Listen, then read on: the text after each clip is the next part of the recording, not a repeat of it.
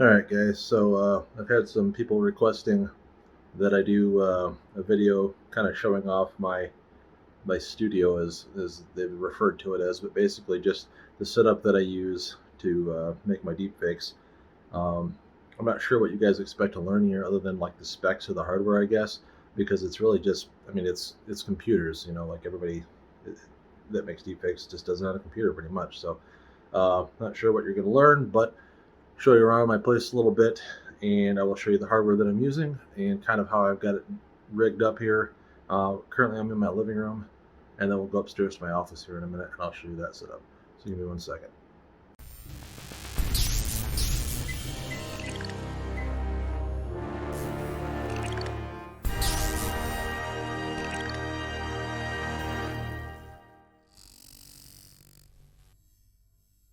If you haven't already done so, please click the like button, subscribe to the channel, and leave a comment below. Thanks.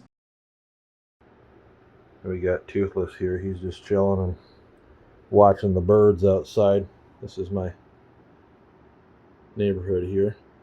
Like I said, I'm not going to get too crazy with showing off the place. I'm just recording this with my phone, so hopefully that'll be sufficient. So I've got my TV here. This is a 55-inch LG Nano IPS. I forget what the model is, but I've had it for maybe a year and a half, 2 years. It's a nice TV. It's got like 4 HDMI inputs, and it does have HDMI 2.1 support, so you can do 4K at 120 hertz on it. So it's good for gaming. It does have variable refresh rate support, so you can do NVIDIA G-Sync. I don't know that it supports FreeSync, I forget, but whatever. Anyway, so this is the TV that I use down here, and I have two systems connected to it. So you can see I've got one system over there and one system over here. And I just use them basically. I can switch the input. It's kind of like having a KVM switch handy, but basically, like I said, just use one input or the other, depending on which one I want to switch to and which one I want to use. So currently, the left one over here, this is the i9 12900K with the RTX 3090 Ti EVGA for the win card for the 1.3 edition.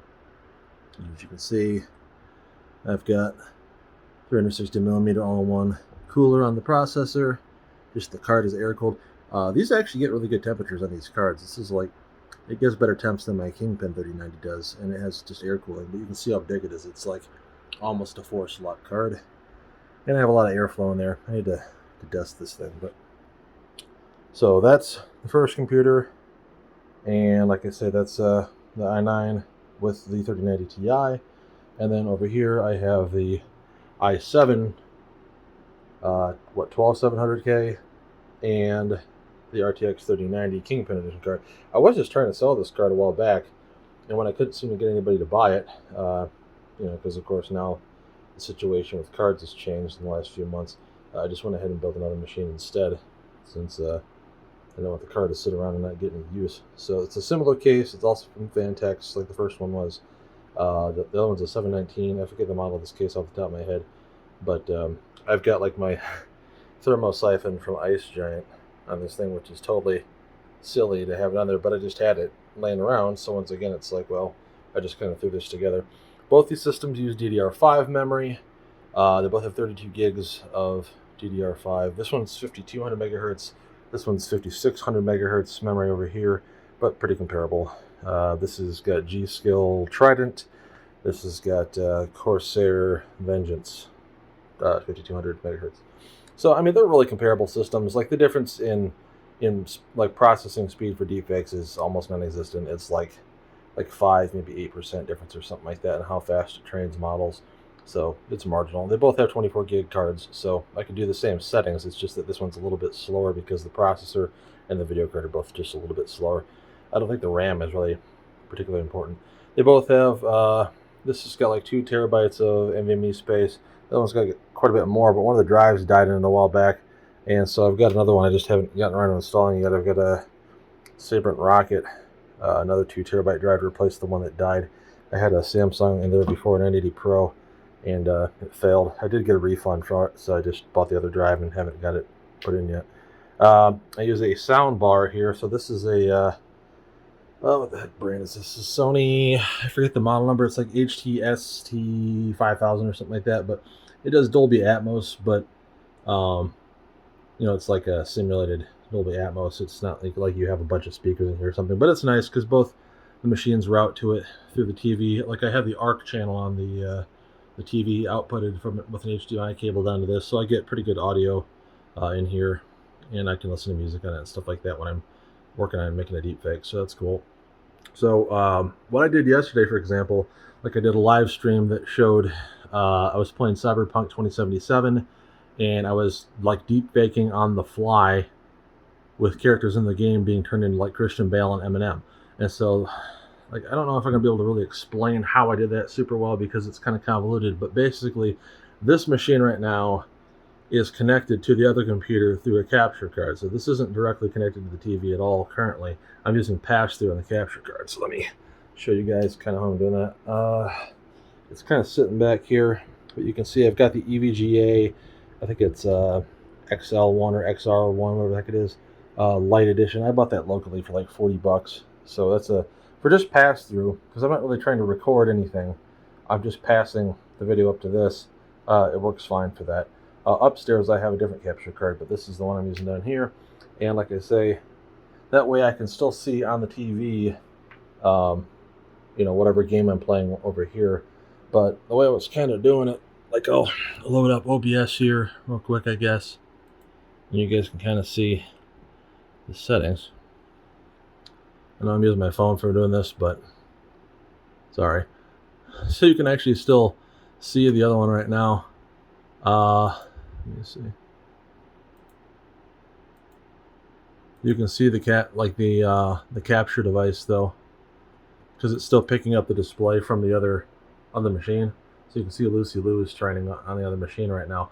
So basically, like, it pipes the feed from this machine directly to the other one, and like, so whatever this one is displaying shows up in OBS. I use OBS Virtual Cam to kind of clone that over to Deepface Live and tell Deepface Live to use the virtual camera as its source. And so all it sees is, again, whatever is going to be on the screen piped from this machine.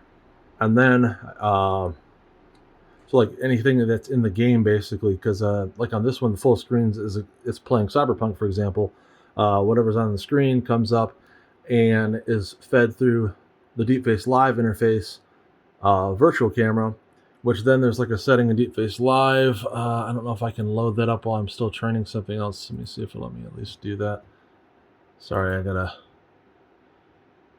wasn't really thinking about this. I don't know if I can run this while the other one's going or not. Hopefully this will not flip out and destroy my machine. But anyways, this window here, so this is the Deepface Live output window. If you select merged frame or source frame over here, it will continue to display information even if there's no faces being shown. That was the problem I was having, was trying to get it to figure out, if it wasn't showing faces. Why is this blurring? Sorry. Like it kept stuttering, or it would stop displaying any information. So this window here that you're seeing right now is what I tell it to show in OBS. So again, right now you're not going to be able to see that, but that's what I was broadcasting, was this window specifically. So this is like the game window from Cyberpunk or whatever game you're playing. And so it actively on the fly will try to convert, as you can see, like the last model I was using was my Christian Bale model, and it will convert that, any faces it sees in the game window, to that person. So I don't know if that really made any sense. Sorry, this thing is still not focusing very well. Anyways, so that's the two PCs downstairs. Like I said, I've got the i7 with 3090 and 32 gigs of DDR5, 3200 or 5200 megahertz, versus the i9 12900K with 3090 Ti and 32 gigs of DDR5, 5600 megahertz. Very comparable systems. Like I said, they run through the sound bar for audio. You can play games on it nicely if you want, and it's good for movies and so forth. But like I said, it's a nice TV for this purpose. So that's I'm working on Patrick Stewart as a head model. You can kind of see what's going on with that. Let's see if I can get it a little sharper here, just to zoom in a little bit. But you can kind of see, like, I'm trying to deal with some of the CGI from the movie, one of the X-Men movies. I forget what the name of it was, but that's the one where he meets Jean Grey. But the CGI Patrick is not particularly good. So we're trying to deepfake and sort of improve upon that. And you can see, I think it looks quite a bit better already. The side profile is what's taking a while. Like, it's not learning his hair very well. You can see GAN all over it, but the front is turning out pretty good. All right, give me a second. I'm gonna go up to my office and I will show you guys that layout up there, and that should be just about it. So give me one moment. All right, so it's kind of chaotic up in my office. I just got stuff laying around up here, but this is my my workstation system up here. This is another Fantex case. This is the N2 Evolve X, I believe, is the series. Again, it's been a while since I built this, but this has got the Threadripper 3960X processor. That's a 24-core, 48-thread CPU, 64 gigs of DDR4 Corsair Vengeance memory. I think it's 3200 or 3600 megahertz. I think it's 36. I got a bunch of these fans in here from Chromax Noctua fans. Do a pretty good job. You can hear it spiking up. That's like the RPMs on the stupid fans on the CPU cooler. At some point I need to get off my rear end and get some different fans on it that don't make so much noise. But it's kind of nice because it lets me know the thing is actually working. Because if you came in here it was silent, that's usually an indicator that something ain't working right. This is the cool motherboard. It's got a little temperature gauge on all the time, so it tells you how hot your processor's getting. So it's still only in the 60s, even a 280 watt processor with just this basic Noctua cooler. So they make pretty good coolers on there. For just an air cooler, it does a pretty good job. So I've got the AverMedia capture card in here. This is the GC573. Can do 4K at 60 frames a second and HDR capable of capturing that. This card's actually been out for a while, and yet like there's really nothing better yet. I'm kind of hoping that they'll do an HDMI 2.1 capture card device here pretty soon because I mean, I guess it doesn't really matter because like YouTube doesn't have any ability to you can't do 120 frames a second, and I think it's 60 is where it caps out, so maybe it doesn't matter, but just for it'd be cool if they make one. I got a Sound Blaster Z in there right now. I was trying to get my freaking microphone to work with something else because this Focusrite device here I think is dead, or at least it's malfunctioning because it started causing blue screens here recently. Like the audio cut out on it, and then actually started getting some weird blue screen IRQ errors.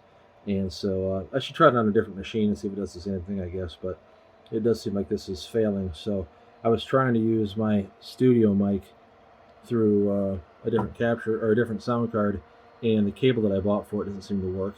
So I don't know, maybe I'm doing something wrong, but I can't seem to get that to work. So I've just been using this little mic here, which came with the sound card. It's got a built-in microphone on it. It actually sounds pretty decent.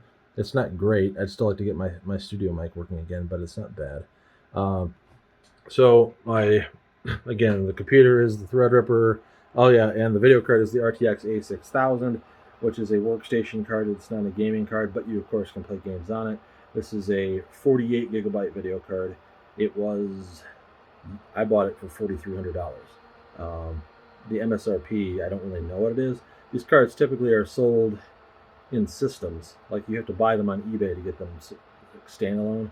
Usually, I think you can go on like what the heck is it? Like CDW, B&H. I mean, you can buy them on Amazon too, but it's like always a third-party seller that's selling it. It's not actually like you can't buy it directly from NVIDIA. Like they sell them like through Lenovo systems and so forth, and then people will sell them separately on eBay, like if they're dumping it. So I got mine on eBay. I'd kind of like to get a second one. I've got an NVLink bridge just kind of sitting here that I would like to sort of find a use for, you know. And the new cards that came out don't have NVLink support anymore. So if I don't get another one of these, if I get one of the newer ones, so like I said, this is an A6000. They keep using the same naming scheme. The next one coming out is going to be just called the RTX 6000 Ada, because it's the Ada Lovelace architecture. This is Ampere architecture. Same thing as the 3000 series. So it's got like 10,500 some odd CUDA cores, I think. It might be 10,800. It's about the same number as a 1080 Ti, or sorry, a 3090 Ti. Where the hell did I get 1080? Sorry. 3090 Ti, similar specs to that, but it only uses standard GDDR6 memory instead of GDDR6X. So the memory is a little bit slower, but you have twice as much of it.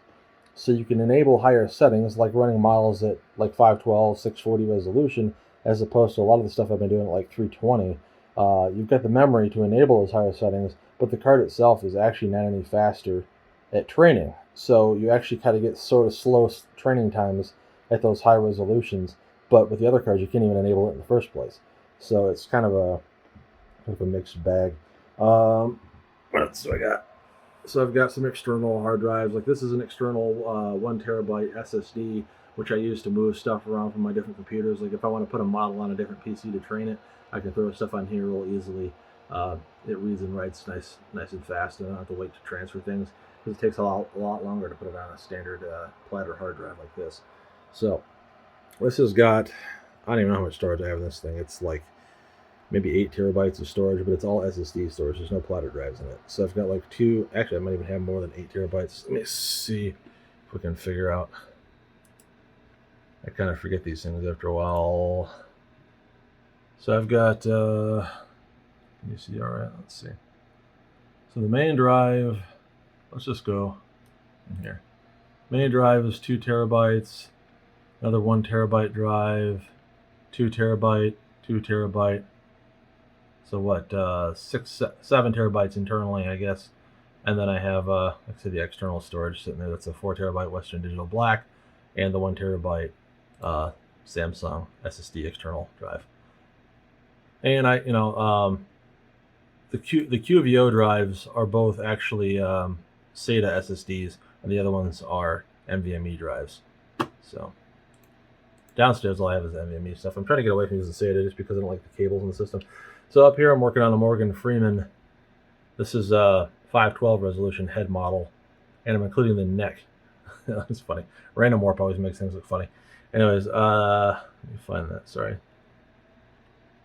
I don't know if it's going to work super well or not, because you can see like my neck and shoulders are being exposed, whereas his, it's kind of not so much. I might try it again, like make a different version of myself with like a different shirt on that covers more of my shoulder area. I just want a t-shirt when I recorded this. Probably should wear something nicer. But the purpose being, there was a video on YouTube a while back somebody did that was like really, really high-end Morgan Freeman over himself, and then he was doing an impersonation of Morgan Freeman, and his impersonation was quite good. But the guy who did it is actually, it kind of looks like a thinner version of me, like a bald, thinner white guy was doing this. So this is obviously I made the destination clip of myself, and it seems to have learned me pretty well. This is a Samsung Odyssey, I think it's a G7 series monitor. It's 4K, 144 hertz. It is what is it? It's an IPS panel. It's not one of the. I'm looking at one of the new mini LEDs. I really want to get one of those because the picture on those is super beautiful. It's like OLED. In fact, it might be nicer than OLED. I don't know. I don't know enough about it to say for sure if it's better. Maybe somebody wants to reply in the comments if I'm making a fool of myself. But they look really beautiful, so I'd like to get one. But they're pretty expensive. Like a 32-inch one is like $1,500, and they make like a 55-inch one called the Arc, and you can apparently turn it portrait mode or landscape mode, and apparently somehow like gaming on it in portrait mode is a thing. I'm not really sure why you want to do it. That thing is $3,500, but it's the size of a TV. It's 55 inches, so I thought, I don't really have the money for that, but if I wanted to put it in my living room and replace my current TV, like that'd be the place for something like that. Be pretty cool to have something. But anyways, so pretty good monitor for this sort of thing. If I want to game up here, I can do it, although again, the Threadripper system really isn't designed for gaming too much. But this is so this is the camera I'm using, which is connected with each. I'm not actually using the mic that's on it. That's a mic I bought a while back that doesn't really seem to work well. It works with the camera. Like if you're recording directly with the camera, it works, but it doesn't work through the PC or anything. So unless I wanted to do like a standalone recording with this, like if I was to take the camera with me to like a family event and record that, that'd be one thing, but otherwise it doesn't really serve that purpose. But it's got HDMI out, and I've taken out the battery and replaced it with an AC adapter, so the thing never needs, the battery doesn't drain. You don't have to keep charging the battery that way, and you can just flick it on and off here and point that at myself. It's kind of a big lens for this sort of thing. I'd like to get a lens that's better for close-up, but this is what came with it. I got this at a pawn shop. It was about $650, but it's a Sony A7 series DSLR camera. It's quite nice. As you guys may have noticed when I've done my live streams with it, it looks pretty good compared to a webcam. But I piped the HDMI out of that to the capture card on the PC. As we saw, it comes around here, goes into the back. to the AverMedia GC573, and then Deepface Live recognizes that as the camera source. So give me a second here. I'll go ahead and save this. Actually, I want to change one of the settings here in a minute anyway. So give that a second. For a freaking expensive machine like this thing is. So I don't know, like I don't want to like rattle off a bunch of money numbers, but somebody asked me how much money I've got into this stuff. I've got probably $20,000 or more into hardware. So, you know, it is what it is. Let me load up Deepface Live real quick, and I'll show you guys how it utilizes that camera as the source. Just a second here, so you can see me sort of reflected in the screen. I don't know if I've got the camera turned on. It's still, I was trying to screw around with OBS up here, I think, with it. So let me go back to my AverMedia. All right. And you can see it showing me as data. And I will pop up my little window there. There we go. Let me take off my glasses here. Hold on. I don't need them anyway. So there you are. Me as data from Star Trek, which is, I don't know, like I'm trying to create like a reflection in the back of the phone so we can get a bunch of datas going. It's sort of fun. But, yeah, sorry. Hey, how you guys doing? Yeah, so there's data. But that's how I've got it up here. And then what I do is I'll open up OBS. One sec. Why is this being a pain? Sorry, it's being very slow. And for OBS, what the heck was I doing? I gotta do window capture. And for the window, we would like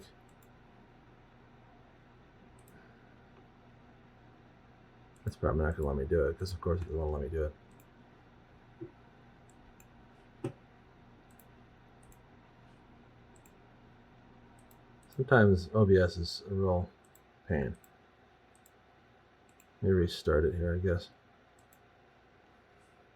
Sorry, I'm working with like one hand here. There it is. So when I do a live stream, this is what you guys are seeing, is that output window. But through the camera, I'm sitting back a little too far. And normally I would have my mic up here, but like I say, that is currently out of operation because of the Focusrite having its problem. This is, knock something over. This is it's a Blue Jay from the company Blue. They make the Yeti microphone series, which is pretty popular.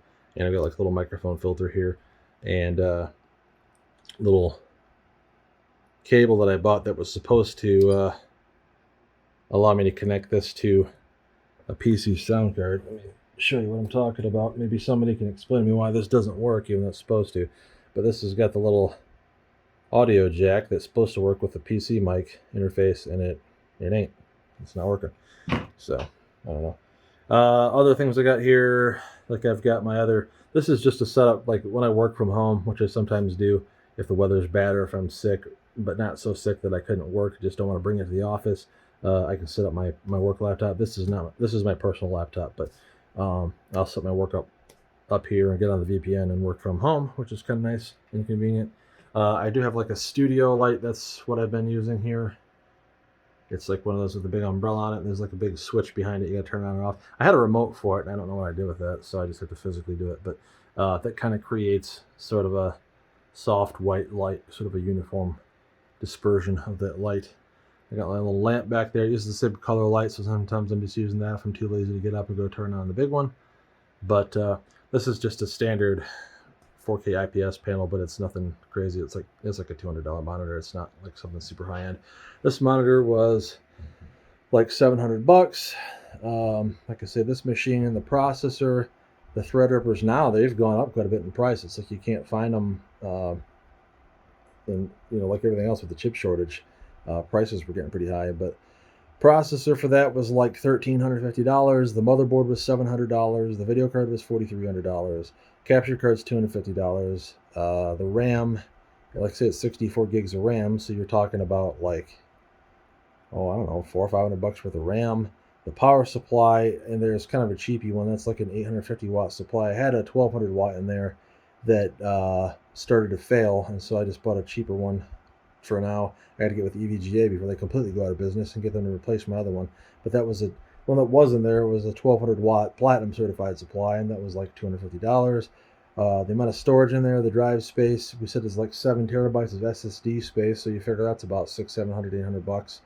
Um, you know, math, but there's a lot of, you know, this isn't something I did overnight. It's just something over time. I've bought different things and then I'll sell them and buy something else to cover part of the cost. And it's not like I'm doing these things straight out of pocket. I do sometimes put things on a credit card, but I have 0% interest with Best Buy because I've been a customer of theirs for a while. I have good credit, so sometimes I'll buy things and pay it off later. But in general, that is the setup. So hopefully this has been kind of useful information to you guys. 1 second here. So hopefully you guys have been enjoying this, and if there's any questions, go ahead and ask them in the comment section below. Sorry about the big white light back there. Like I said, it's maybe not the best angle, but this has been fun setting all this stuff up and playing around with it. I move things around. Like yesterday, I just started screwing around with connecting the two machines downstairs to do like the Deepfake live stream for games. I was eating dinner and thought that might work, and after about an hour playing with it, I did get it to straighten up and start doing what I wanted it to do. So like I say, if anybody has any questions, I guess ask them in the comment section. If you'd like to, if you have questions about building your own system to do this, like recommended specifications, I kind of covered that in the tutorial videos that I went over, but more VRAM is good. So video cards with at least like 12 gigs would be recommended.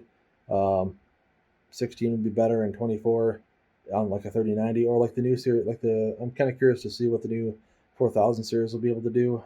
But as much as Nvidia's charging for some of that stuff, I don't know what I'm gonna do yet. Because they killed NVLink as well. Whatever new cards you go with, like you're only going to be able to use one of them. And for gaming, that's fine because like nothing supports SLI anyway. But for like for making the deepfakes, you can do at least two cards in NVLink and pool the memory and set your settings higher as a result. And so I'd like to get a second one of the video cards that I got up here, the A6000. I'd like to just get a second one of those and run an SLI, or sorry, NVLink, and get 96 gigs of video memory, and I'd have like 21,000 CUDA cores, and it would be, I'd need to get that other power supply back because that one that's in there isn't going to be enough. But getting the new card would be pretty fast, but I'd still only have the 48 gigs of video memory. And then I'd be limited at that point until NVIDIA starts putting out cards with more memory than 48 gigs, which probably won't be for a while. I mean, I don't know if they're going to or not, whatever. And unfortunately, AMD doesn't work that well with the Deepface lab software. Like it works, but it's fairly slow by comparison with NVIDIA. And so unless their new cards are just so mind-bogglingly fast that it's does better than NVIDIA anyway, which it isn't going to. I gotta stick with NVIDIA for making these deepfakes. So that said, like I say, I hope everybody enjoyed the video. This is more informational stuff. This was requested by more than one subscriber that I show kind of my setup and the stuff that I'm using to make these videos. It's just, you just got to put money into it, unfortunately. I know this stuff's expensive. I know everybody's hurting with the economy being jacked up like it is. This isn't something I did overnight. That's all I can say is it's taken me years to put all this stuff together. And because I was into video gaming and stuff like that before I even got into deepfakes, I had a fair amount of stuff to begin with. And I've been building my own computers for like over 22 years. So 22, 23 years. It's just been my hobby for a very long time. And it just so happened to be convenient that having that stuff, allowed me to kind of easily transition into making the deepfake videos. Kind of uses the same stuff. So that said, appreciate everybody watching the channel. I appreciate everybody showing up for the live streams lately. If you like the video, give it a thumbs up and consider subscribing, and I will be continuing to pump out more content just as soon as humanly possible. Thanks, and we'll talk to you guys again real soon. Bye.